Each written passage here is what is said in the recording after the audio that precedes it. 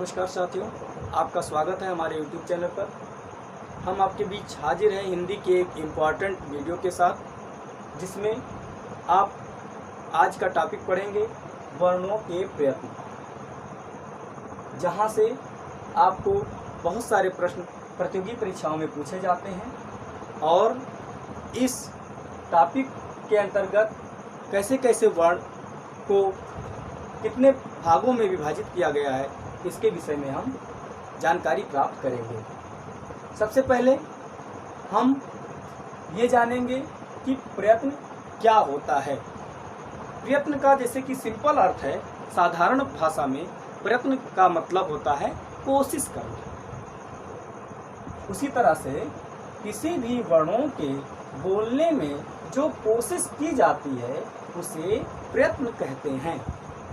यानी प्रयत्न का मतलब होता है जो हम वर्ण बोलते हैं, वर्ण को बोलने में हमारे मुख को जो कोशिश करना पड़ता है उसको भी हम प्रयत्न की संज्ञा देते हैं। अगला है प्रयत्न के प्रकार, काइंड्स ऑफ प्रयत्न। यानी प्रयत्न दो प्रकार के हैं। नंबर 1 आंतरिक या अभ्यंतर प्रयत्न, नंबर 2 बाह्य प्रयत्न।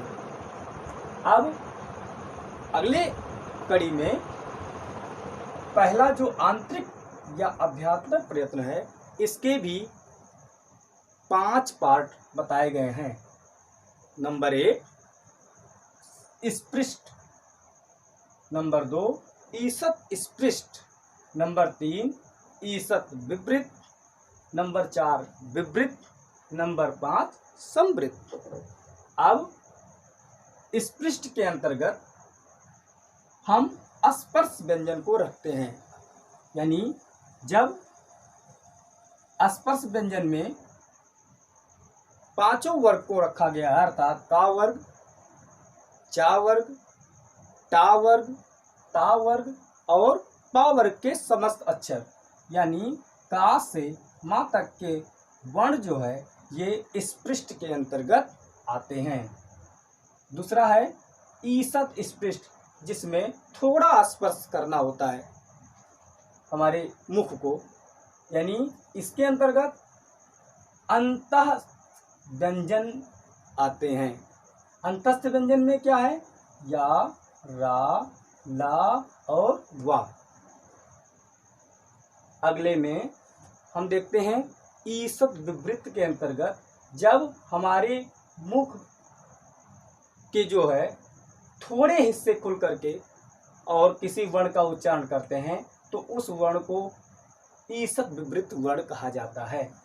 इसके अंतर्गत ऊष्म या संघर्षी व्यंजन आते हैं, जिसमें शा, सा, हा और शा, ये सारे वर्ण ईषत् विवृत के अंतर्गत आते हैं। अगला है विवृत। विवृत में जो हमारा आ है उसको छोड़ करके समस्त स्वर जो है वो विवृत के अंतर्गत आते हैं। पांचवा है संवृत। संवृत में अ ही एक ऐसा मात्र वर्ण है जो संवृत के अंतर्गत आता है। इसी कड़ी में ये हमारा आंतरिक प्रयत्न कंप्लीट हुआ। अगला है बाह्य प्रयत्न। बाह्य प्रयत्न के 11 भेद होते हैं। बाह्य प्रयत्न के 11 भेद होते हैं। नंबर 1 है विवार, नंबर 2 श्वास, नंबर 3 अघोष, नंबर 4 संवार, नंबर 5 नाद, नंबर 6 घोष, नंबर 7 अल्पप्राण, नंबर 8 महाप्राण, नंबर 9 उदात्त, नंबर 10 अनुदात्त, नंबर 11 स्वरित। ये 11 भेद आपके बाह्य प्रयत्न के अंतर्गत आते हैं, जिसमें जो हमारी परीक्षाओं में क्वेश्चन किए जाते हैं वो अघोष, घोष, अल्पप्राण और महाप्राण से ज़्यादातर प्रश्न उठाए जाते हैं। तो हम घोष, अघोष, अल्पप्राण और महाप्राण के अंतर्गत कौन कौन सी ध्वनियाँ आती हैं इसके विषय में जानकारी प्राप्त करेंगे। अब हम अघोष वर्ण के विषय में सबसे पहले ये जानेंगे कि अघोष वर्ण क्या होते हैं, यानी अघोष। इसकी परिभाषा है, ऐसे वर्ण जब हम उन्हें बोलने के लिए हमारी जो स्वर तंत्रियां होती हैं उनमें बिना कंपन के वायु बाहर निकल जाती है, तो ऐसे वर्ण अघोष वर्ण के अंतर्गत आते हैं। अब इसमें कौन कौन से वर्ण आते हैं? किसी भी वर्ग का जो पहला, दूसरा और ऊष्म वर्ण,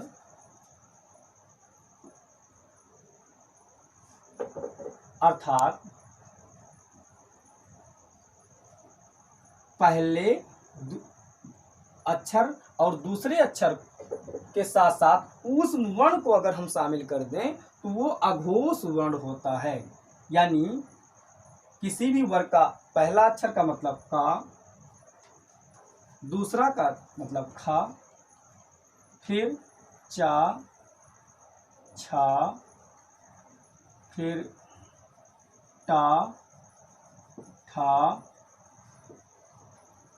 फिर ता, फिर था, फिर पा, फा और ऊष्म वर्ण यानी सा, शा और शा, ये सारे वर्ण आपके अघोष वर्ण के अंतर्गत आते हैं। यानी का, खा, चा, छा, टा, ठा, ता, था, पा, फा, सा, शा और शा, ये वर्ण अघोष वर्ण के अंतर्गत आते हैं। अब अगले स्टेप में आपको घोष वर्ण के बारे में पढ़ना।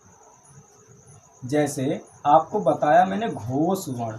अब घोष वर्ण क्या होते हैं, सबसे पहले हम इसको जानेंगे कि घोष वर्ण किसे कहेंगे।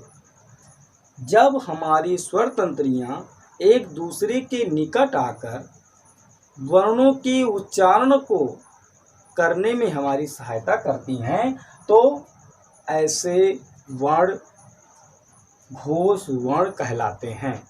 इसके अंतर्गत, घोष वर्ण के अंतर्गत सभी 11 स्वर आते हैं, सभी स्वर, और प्रत्येक व्यंजन वर्ग का तीसरा, चौथा, पांचवा वर्ण यानी सभी स्वर और प्रत्येक व्यंजन वर्ग का तीसरा, चौथा और पांचवा वर्ण तथा अंतस्थ वर्ण यानी या, रा, ला और वा, और इसी के साथ साथ हा वर्ण भी इसी सघोष वर्ण के अंतर्गत आता है। यानी जैसे कि आपको बताया गया कि जो है प्रत्येक व्यंजन वर्ग का तीसरा, चौथा और पांचवा वर्ण का मतलब यह है, जैसे मान लीजिए का वर्ग का तीसरा वर्ण ग, फिर घ यानी चौथा वर्ण, फिर अंगा यानी पांचवा वर्ण। इसी प्रकार से चा वर्ग का जा, झा, इया। इसी प्रकार से टा वर्ग का ठा यानी ढा, नहीं सॉरी डा, ढा और अड़ा। फिर इसी प्रकार जो ता वर्ग का और पा वर्ग का भी वर्ण इसी तरह से तीसरे, चौथे और पांचवें वर्ण को घोष के अंतर्गत रखा गया है, और उसी में सबको सभी स्वरों को भी शामिल किया गया है।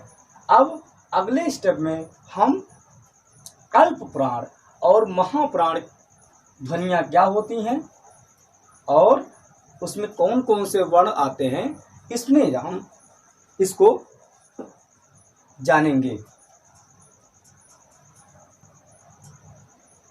अब हम जानेंगे अल्प प्राण। अल्प प्राण वर्ण क्या होते हैं? ऐसे वर्ण जिनमें हमारी मुख से जो वायु है वो अल्प मात्रा में बाहर निकलती है, या जिस वर्ण का उच्चारण करने में मुख द्वार से जो वायु है वो बहुत थोड़ी मात्रा में बाहर निकले, तो ऐसे वर्ण अल्प प्राण वर्ण कहलाते हैं।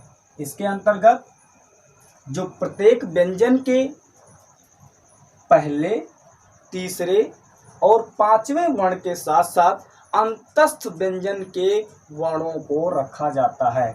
जैसे अल्प प्राण वर्ण कौन कौन से होंगे?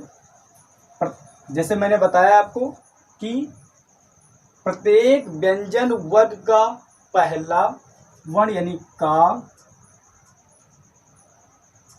यानी और दूसरा छोड़ करके तीसरा वर्ण यानी गा, फिर पांचवा वर्ण यानी अंगा। इसी प्रकार से दूसरे व्यंजन वर्ग का पहला वर्ण यानी चा, फिर जा, फिर इया, फिर टा, डा, अड़ा, ता, दा, ना, पा, बा, मा और अंतस्थ वर्ण। अंतस्थ वर्ण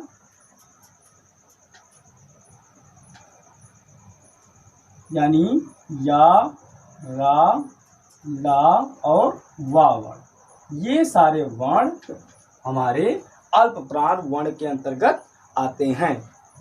अगला है महाप्राण। क्या है? महाप्राण।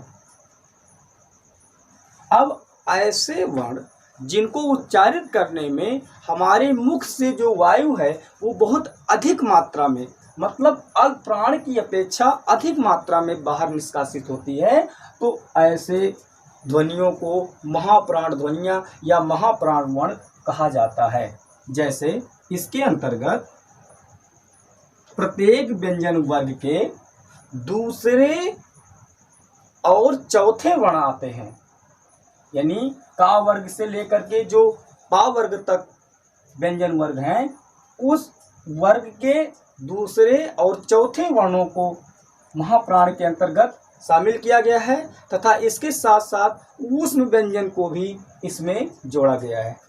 जैसे मान लीजिए का वर्ग का दूसरा वर्ण खा और चौथा वर्ण घा।